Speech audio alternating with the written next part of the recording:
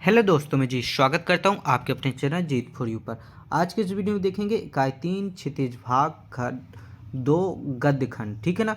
कक्षा 10वीं की हिंदी को अपन सॉल्व कर रहे हैं निदानात्मक मॉड्यूल का। इससे पहले वाली वीडियो आपने नहीं देखी तो डिस्क्रिप्शन में आपको लिंक मिल जाएगी, वहां से जाकर आप देख सकते हैं।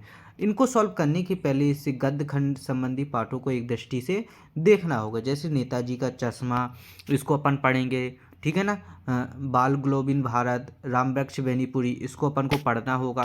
इससे नीचे अपन को क्या मिलेंगे, इसके प्रश्न मिलेंगे, उनको सॉल्व करेंगे।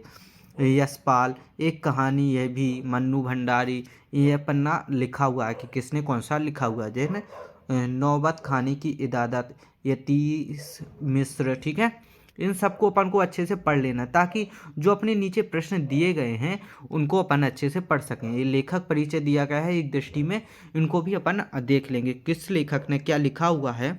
यहाँ पर दिखाया गया है, साहित्य में उनका स्थान भी बताया गया है। ये हमेशा पूछा जाता है कि साहित्य में उनका योगदान क्या रहा है, भाषा शैली क्या है, उसका भाषागत क्या है, उनकी विशेषताएं क्या है, उनका नाम, जन्म, मृत्यु और दो रचनाएं हमेशा आपको याद करनी है।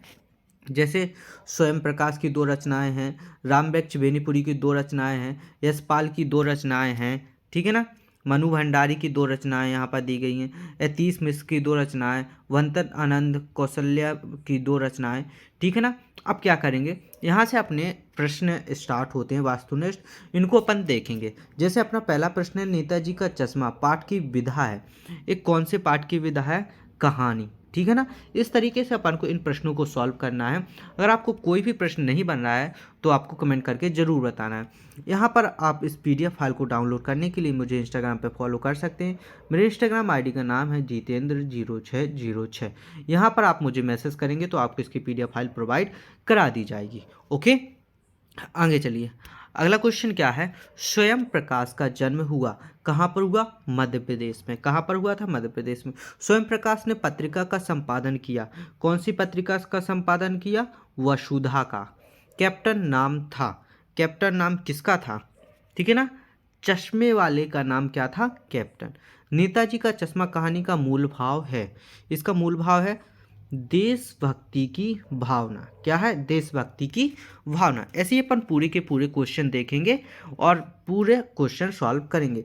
कस्बे के चौराहे पर प्रतिमा लगी है, किसकी लगी है? सुभाष चंद्र बोस की। नेताजी की मूर्ति लगवाई थी, नेताजी की मूर्ति किसने लगवाई थी? नगर पालिका द्वारा। किसके द्वारा लगवाई गई थी? नगर पालिका के द्वारा। आगे चलिए। अगला क्वेश्चन क्या है, सुभाष चंद्र बोस की प्रतिमा किस वस्तु से बनी थी? सुभाष चंद्र बोस की किस वस्तु से बनी थी? संगमरमर से। हवलदार साहब कंपनी के काम से कस्बे से गुजरते थे, कहाँ से गुजरते थे? हर 15वें दिन। कौन से दिन? हर 15वें दिन गुजरते थे। ओके। कैप्टन का नाम था, कैप्टन का काम था, कैप्टन का क्या काम था? चश्मे बेचने का। क्या काम था? चश्मे बेचने का। कमल का जादूगर कहा जाता है, कमल का जादूगर किसे कहा जाता है? रामवृक्ष बेनीपुरी जी को। बाल गोविंद भगत, बाल गोविंद भगत पाठ की विधा है, एक कौन से पाठ की विधा है? रेखा चित्र की। ओके। अगर किसी भी क्वेश्चन में अगर कोई सा भी डाउट आता है तो ज़रूर कमेंट कीजिएगा और बताइएगा। बाल गोविंद भगत थे, बाल गोविंद भगत क्या थे? गृहस्थ थे। कैसे थे? गृहस्थ। बाल गोविंद भगत जी पद गाते थे, कौन से पद गाते थे? कबीर के। कौन से? कबीर के। ओके। बाल गोविंद भगत पाठ प्रहार करता है, कौन सा पाठ प्रहार करता है? ठीक है ना, कृतियों पर। किसके? कृतियों पर। ओके। आगे चलिए। अगला क्वेश्चन क्या है, बाल गोविंद भगत पाठ प्रहार करता है, ये तो अपन ने देख लिया। बाल गोविंद भगत गाते समय बजाते थे, क्या बजाते थे? खंजड़ी। सच्चे साधु की पहचान होती है, सच्चे साधु की पहचान कैसी होती है? उसके विचारों से। कैसे होती है? उसके विचारों से। ठीक है ना। आगे, भगत जी अपने खेतों में रोपनी करते थे, काय की रोपनी करते थे? धान की। ठीक है ना। आगे चलिए। अगला क्वेश्चन क्या अपना, कितने वर्ष की आयु में बेनीपुरी जी की रचनाएं पत्र पत्रिकाओं में छपने लगी थी? तो ये बहुत ही इंपॉर्टेंट क्वेश्चन है। कितने वर्ष की आयु में? 15 वर्ष की आयु में। झूठा सच उपन्यास के लेखक हैं, कौन है झूठा सच उपन्यास के लेखक? यशपाल। लखनवानी अंदाज पाठ की विधा है, ये कौन सी विधा है? व्यंग्य विधा है। कौन सी? व्यंग्य। ओके, आगे चलिए। अगला क्वेश्चन क्या है अपना? नवाबों के शौक के लिए प्रसिद्ध है। देखिए ये नवाबों का नाम आता है तो अपना क्या आ जाता है? लखनऊ। नवाबों का शहर किसे कहा जाता है? लखनऊ को। लेखक नवाब साहब की ओर देख रहे थे। कौन देख रहे थे? कनखियों से। कहाँ से दिख रहे थे? कनखियों से। लखवानी अंदाज पाठ के लेखक शैली है। कौन सी लेखक शैली है? व्यंग्यात्मक शैली। ठीक है ना, कैसी है? व्यंग्यात्मक शैली। आगे अगला क्वेश्चन क्या है? मध्य प्रदेश के मंदसौर जिले में जन्म हुआ था। मध्य प्रदेश के मंदसौर जिले में किसका जन्म हुआ था? मनु भंडारी ने सॉरी मनु भंडारी का, यहाँ पर लिखना है मनु भंडारी का। आपकी वंटी उपन्यास लिखा है। आपकी वंटी उपन्यास लिखा है। ये आपकी वंटी उपन्यास किसने लिखा है? मनु भंडारी ने। इसमें भी मनु भंडारी है, इसका भी मनु भंडारी है। आत्मकथा विधा में लिखा गया पाठ है। कौन सा है? एक कहानी, यह भी एक कहानी, यह भी। मनु भंडारी के किस व्यवहार से तंग आकर प्रिंसिपल ने उनका पिता को बुलाया था? किस व्यवहार से तंग आकर बुलाया था? आंदोलनकारी। जैनेन्द्र का कौन सा उपन्यास मनु भंडारी को पसंद था? कौन सा?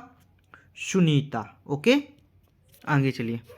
अगला क्वेश्चन क्या है? उस्ताद बिस्मिल्लाह खां प्रसिद्ध थे। तो उस्ताद बिस्मिल्लाह खां किस लिए प्रसिद्ध थे? शहनाई वादन के लिए प्रसिद्ध थे। बिस्मिल्लाह खां का दूसरा नाम था, उनका दूसरा नाम क्या था? अमीरुद्दीन। क्या था? अमीरुद्दीन। भदंत आनंद कौशल्यान विशेष प्रभावित थे। किससे प्रभावित थे? गांधी जी से। किससे? गांधी जी से। ठीक है, आगे। संस्कृति पाठ में न्यूटन को कहा गया था। न्यूटन को संस्कृति पाठ में क्या कहा था? मानव संस्कृत। क्या कहा गया था? संस्कृत मानव। गद्य की विधा नहीं है, अपन ने देखा था ना, जो संस्कृत मानव कहा गया था उसी का है। महाकाव्य।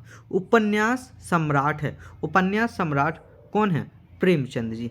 प्रेमचंद जी को उपन्यास सम्राट कहा जाता है। ये जनरल नॉलेज में भी कई बार क्वेश्चन पूछा गया है। यदि गद्य कवियों की कसौटी है तो निबंध गद्य की कसौटी है। कथन है, एक कथन किसका है? आचार्य रामचंद्र शुक्ल जी का। तो यहाँ पर अपन ने पूरे के पूरे अपने सही विकल्प देख लिया। अब क्या करेंगे? इसमें रिक्त स्थानों को देखेंगे। ठीक है ना, यहाँ पर रिक्त स्थान है। लय ताल छंद से आदि मुक्त रचना क्या कहलाती है? गद्य कहलाती है। एक अंक वाली रचना एकांकी कहलाती है। आत्मकथा में लेखक अपने जीवन की वृत्त को प्रस्तुत करता है। शतरंज चट्टोपाध्याय ने मुंशी प्रेमचंद को उपन्यास सम्राट की उपाधि दी। ठीक है ना, आगे। जीवनी गद्य की एक गौण विधा है। कलम का सिपाही हिंदी गद्य की जीवनी है। क्या है? जीवनी है। प्रतिमा बनाने वाले का नाम मोतीलाल था। प्रतिमा पर सरकने का चश्मा बच्चों के द्वारा लगाया गया था। प्रतिमा का चश्मा कैप्टन बदल देता था। नेताजी की मूर्ति फौजी कपड़ों में थी। कैसे कपड़ों में थी? फौजी कपड़ों में थी। ठीक है ना, आगे। दिल्ली चलो का नारा नेताजी सुभाष चंद्र बोस ने दिया था। किसने दिया था? सुभाष चंद्र बोस ने। आगे अपन देखेंगे। कंधे पर सिर तक की मूर्ति को वष्ट कहते हैं। आषाढ़ की रिमझिम में है समूचा गांव। ठीक है ना, अनुरूप हुई। बाल गोविंद भगत पाठ रेखा चित्र का विधा है। एंड बाल गोविंद भगत सच शिव साहब की थी। किसकी थी? साहब की थी। ओके, करीब कबीर के पद उनके कंठ से निकलकर सजीव हो उठते हैं। तेरी गठरी में लगा चोर मुसाफिर जाग जरा। बाल गोविंद भगत मंझोले कद के गोरे चिट्ठे आदमी थे। कैसे थे? गोरे चिट्ठे। नवाब साहब ने खीरे की सच फाकों के बाहर फेंक दिया। नवाब साहब ने संगति के लिए उत्साह नहीं दिखाया। क्या दिखाया? उत्साह नहीं दिखाया। ठीक है ना, हम कनकियों से नवाब साहब की ओर देख रहे थे। मनु भंडारी जी का जन्म मध्य प्रदेश के भानपुरा में हुआ था। मनु भंडारी की बड़ी बहन का नाम सुशीला था। क्या था? सुशीला। ठीक है, शीला अग्रवाल हिंदी की अध्यापिका थी। कौन थी? अध्यापिका। पिताजी के चेहरे का संतोष धीरे धीरे गर्व में बदलता जा रहा था। आगे। बिस्मिल्लाह खां का जन्म बिहार के डुमराव गांव में हुआ था। पंचगंगा काशी में स्थित है। बिस्मिल्लाह खां विश्वनाथ मंदिर में प्रतिदिन शहनाई बजाते थे। काशी प्राश्नों में अलकनंद काकन के प्रतिष्ठान हैं। काशी संस्कृत की पाठशाला है। काशी में वर्ण भी मंगल माना गया है। ठीक है ना। आगे, शहनाई बजाने के लिए रीढ़ का प्रयोग होता है। एक संस्कृत व्यक्ति किसी नई चीज की खोज करता है। गुरुत्वाकर्षण का आविष्कार न्यूटन ने किया था। मानव संस्कृत अविभाज्य वस्तु है। तो यहाँ पर अपन रिक्त स्थानों को देखेंगे। अगली वीडियो में अपन देखेंगे सत्य और असत्य और एक वाक्य में उत्तर। ये वीडियो बहुत लंबी हो जाएगी, इसलिए अपन इसमें नहीं देख रहे हैं। अब क्या करना है, आपको इस वीडियो को अपने दोस्तों के साथ शेयर करना है, वीडियो को लाइक और चैनल को सब्सक्राइब करना, ताकि हर आने वाली वीडियो का नोटिफिकेशन आपको मिल सके। मिलते हैं ऐसी अगली वीडियो में, तब तक के लिए धन्यवाद।